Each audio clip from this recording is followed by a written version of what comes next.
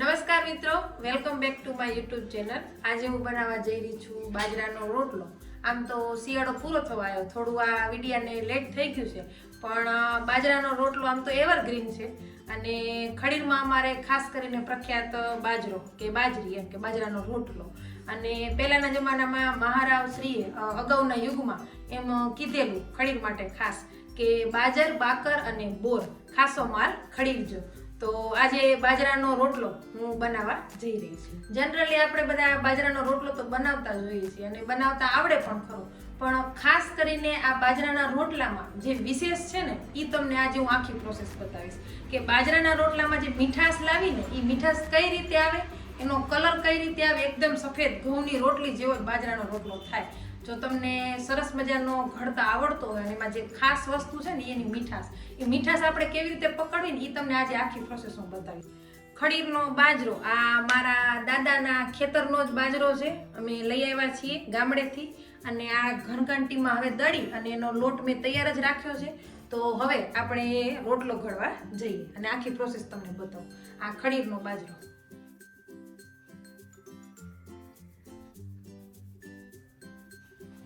તો ચાલો હવે રોટલો બનાવવાની શરૂઆત કરીએ.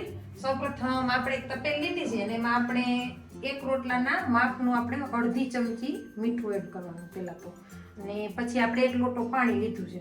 એટલે મીઠામાં ઉપરથી આ રીતે પાણી નાખવાનું અને મીઠાવાળું પાણી આપણે રોટલા માટે તૈયાર કરવાનું છે. અને હવે આ તાવીથાથી છે ને મિક્સ કરી લેવાનું, એટલે મીઠું મતલબ ગળી જાય પાણીમાં એમ. આ રીતે મેં એક રોટલાના માપનો જ તારે પાણી અને મીઠું બે લીધા છે. તો મીઠાવાળું પાણી રેડી થઈ ગયું અને હવે આપણે રોટલો બનાવવાની પ્રોસેસ ચાલુ કરશું. તો સૌપ્રથમ મેં જે લોટ લીધો છે દળીને એ આપણે એક રોટલાના માપને મેં નાની એમાં વાટકી મૂકી છે, તો માપ આપણે સારી રીતે લઈ શકીએ એટલા માટે. તો સૌપ્રથમ આપણે લોટ લઈ લીધો અને હવે નીચે આપણે કપડું મૂકીએ ને એટલે આપણો આ તાસડો છે ને ખસકે નહીં. સૌપ્રથમ તો ભંગડી ચડાવી લેવાની કે વચ્ચે આડી ના આવે. આ રીતે આપણે હાથથી પાણી પહેલાં થોડું એડ કરી અને સરસ મજાનું ધીરે ધીરે મિક્સ કરવાનું છે, એકદમ આમ મસળવાનું. અને આ રોટલામાં ખાસ વસ્તુ જે છે વિશેષ કે આમાં મીઠાશ કઈ રીતે આપવી, તો થોડું પાણી એડ કરવાનું અને ધીરે ધીરે આ રીતે મિક્સ કરવાનું છે એકદમ. અને મીઠાશ કઈ રીતે આવે ને એ તમને કહું. એમાં પણ એક કહેવત કહેવાની છે કે એક પાણીનું શાક અને 7 પાણીનો રોટલો, એટલે આ રીતે મીઠાશ આવે. જો આ રીતે આપણે ધીરે ધીરે થોડું પાણી લેતા જવાનું છે અને મસળતા જવાનું છે. અને વજનપૂર્વક એકદમ આમ વજન આપવાનું છે આ રીતે લોટમાં. તો આ રીતે કઠણ થતું જાય પછી ધીરે ધીરે આમાં પાણી થોડું એડ કરવાનું. એક સાથે તમે આમ જેમ ઘઉંનો લોટ બાંધવી ને એવી રીતે માપ અનુસાર આમાં પાણી એડ ઘાય નથી નાખી દેવાનું. થોડું પાણી આ રીતે એડ કરતું જવાનું, મિક્સ કરતું જવાનું. જો આવડા ઊંધા હાથથી પણ આ રીતે મસળવાનું એકદમ. અને આપણા હાથ ભરાણા હોય ને પછી આ રીતે સાફ થતા આવે આમાં આમાં પાછા. જો હજી આપણો લોટ કઠણ છે, આ એકદમ કઠણ નહીં ને એકદમ પોચોય નહીં, એ રીતે રાખવાનો છે. હવે આપણે આ હાથનો જ યુઝ કરવાનો આ રીતે. જો હવે આ છે ને આ ટ્રીક છે મસળવાની. આ રીતે 1 ને 2, આ રીતે 1 ને 2, પછી આમ ત્રીજી વારમાં આખું લેવાનું પાછું. જો અને આ તાસડાની પણ એક ખાસિયત છે કે તમે રોટલો ઘડો ને તમારા તાસડામાં દાગ ના હોવો જોઈએ, એ પણ આ રીતે સાફ થતું જાય સાથે સાથે. જો ક્યાંય લોટ તમારે છે ને ચોટેલો ના દેખાવો જોઈએ. આ અમારે આહિરાણીઓની ખાસ કહેવત એમ કે રોટલો ઘડો પણ તાસડો ખરાબ ન રહેવો જોઈએ. આ રીતે જો સાફ થઈ જવું જોઈએ.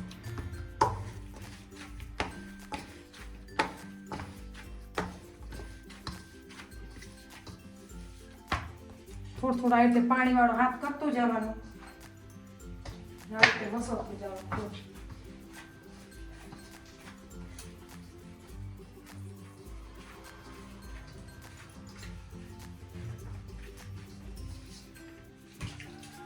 તો હવે આપણો લોટ એકદમ સરસ મજાનો મસળાઈ ગયો છે, એટલે હાથમાં લઈ લેવાનો અને બહુ ટાઈટ નથી રાખ્યો ને બહુ ઢીલો નથી. જો આ રીતે પેલા ગોળ દડો બનાવી લેવાનો. અને એકદમ રેશમ કરી લેવાનું. જો તમને એમ ના ફાવે તો આ રીતે તમે પણ કરી શકો છો. આ રીતે જો આમ બધાને આમાં અલગ અલગ ટ્રીક હોય, જેને જેમ ફાવે એમ આપણે ગોળ બનાવવાનું છે બસ. જો એકદમ રેશમ થઈ ગયો ચારે તરફ, ક્યાંય અહીંથી વચ્ચેથી ફાટેલું ના રહેવું જોઈએ. હવે આપણો આ ગોળ થઈ ગયો ને, પછી આવી રીતે જુઓ લંબગોળના શેપમાં આમ કરતું જવાનું અને એમાંથી જુઓ હવે થોડું ટીપતી જઈશ આમ. આ રીતે ધાર બનાવવાની છે. જો હવે જોયો આ શેપ થયો એટલે પછી આમ લેવાનું આ રીતે. આમાં અલગ અલગ બધું છે ને, વારા ફરતી વારા બધું. હવે આ થઈ ગયું. હવે નાનું એવું ગોળ બનાવવાનું, આમ ટીપવાનો. હા, હવે આટલો જ ટીપી લીધો. હવે જોવાનું કે ક્યાંય ફાટ્યું છે, તમે આ રીતે પાણી લગાવી ને રિપેર કરી લેવાનું. જો આ રીતે થોડું થોડું પાણી લગાવી રિપેર કરી લેવાનું. હવે થઈ ગયું એકદમ રિપેર. હવે સૌપ્રથમ આ ધાર લેવાની આપણે. આ રીતે આ અંગૂઠાથી આમ દબાવવાનું અને બીજા હાથથી આમ હલાવવાનું. આમ જો આખો ગોળ ગોળ ફરવો જોઈએ રોટલો તમારો. આ રીતે ધીરે ધીરે ધીરે ધીરે આ એકદમ કોર લઈ લેવાની છે સાઈડની ધાર, અને વચ્ચે એકદમ ઉપસતું આવે અને સાઈડમાં બેસતું આવે. હવે આ બધી કોર ટીપાઈ ગઈ. હવે આ અંગૂઠો છે ને આપણે આ વચ્ચે લેશું. જો આ વચ્ચે લેવાનું, થોડું અંદર આવી જવાનું. મતલબ પેલા ધાર પર લીધું, પછી નેક્સ્ટ સ્ટેપમાં આપણે થોડું અંદર આવવાનું. હવે આ રીતે આપણે અંદર આવ્યા. આ ચાની કરી કહેવાય. શું કહેવાય? ચાની. આને હવે થોડું અહીંયા આપણું ફાટ્યું છે તો રિપેર કરી લેવાનું આ રીતે. જો હવે થયો. હવે પાણી લગાવવાનું. પાણીવાળા હાથ કરી બે બાજુ રોટલો આમ ફેરવી અને આ આખામાં પાણી લગાવી લેવાનું. એટલે આપણે જે રોટલાનો શેપ આપવો હોય ને તો હાથમાં ચોટે નહીં. જો આ રીતે પાણી લગાવીને બધે પાણી આપણે ફેરવી લીધું. હવે સૌપ્રથમ જે ધાર છે ને એને આપણે પાતળી બનાવવાની. તો આ બે જે આપણા અંગૂઠાના જે અહીંયા છે ને એમાં વચ્ચે આ ધાર આવી જોઈએ. જો અને ધીરે ધીરે ગોળ ગોળ ફેરવતા જવાનું. આમ જો અને આ રીતે ટપ ટપ ટપ ટપ આ સ્ટેપમાં અવાજ આવવો જોઈએ. આવી રીતે જો આપણે 2 થી 3 રાઉન્ડ ફરશું ને એટલે આપણા રોટલો આટલો થશે. હવે આ ધાર બધી લઈ લીધી. હવે વચ્ચે અહીંથી ને જાડું રહ્યું એટલે અહીંયા આ લીધું. હવે અહીંયા અંદર આવવાનું આપણે થોડું. હવે જે આ બે અંગૂઠા વડે આમ અંદર લઈ લેવાનું. આ જો થોડા અંદર ગયા આપણે.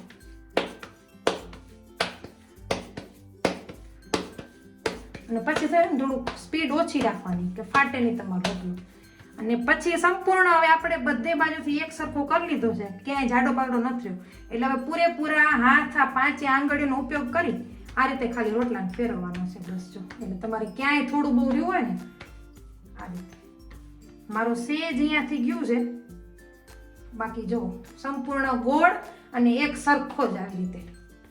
અને બસ હવે આપણે તાવડી મૂકી દીધી, ગેસ ધીમો રાખ્યો તો હવે ગેસ ફૂલ કરી દીધો અને હળવેકથી આ રીતે નાખી દેવાનો છે.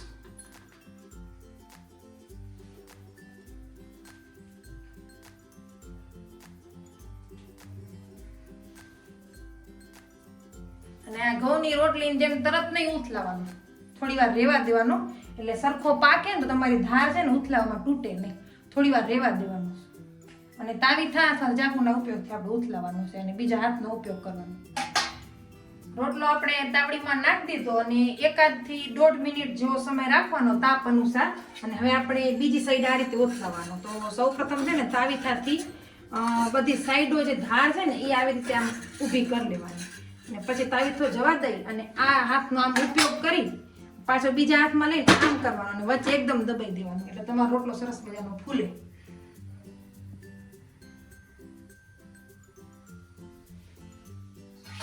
અને હવે પાછું જે પેલા રાખ્યું ને એનાથી થોડીક વધારે 2 થી 3 મિનિટ રાખવાનું. કેમ કે હવે જે ઉથલાવ્યું ને સંપૂર્ણ પાકવા દેવાનું છે આપણે. આને ઘડી ઘડી ઘઉંની રોટલી જેમ આમ ફેરવવાનું નહીં. આ રોટલી નથી.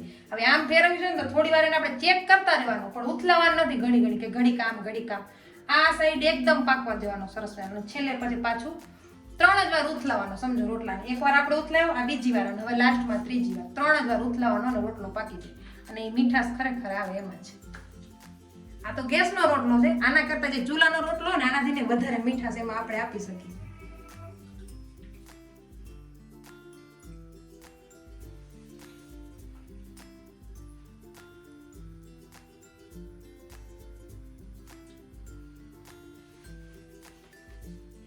તો હવે આપણો રોટલો રેડી છે ને આપણે એને હવે ઉથલાવીને લઈ લઈશું. અને સરસ મજાનો જો દડા જેવો ફૂલ્યો છે રોટલો.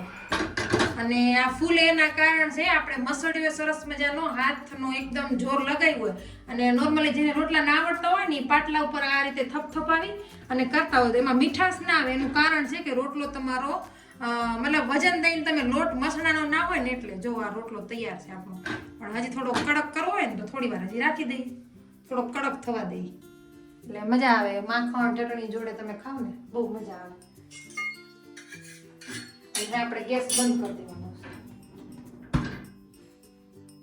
જો આપણો રોટલો થઈ ગયો છે રેડી અને ગરમ ગરમ છે ને તો આપણે થાળીમાં મૂકી દઈએ.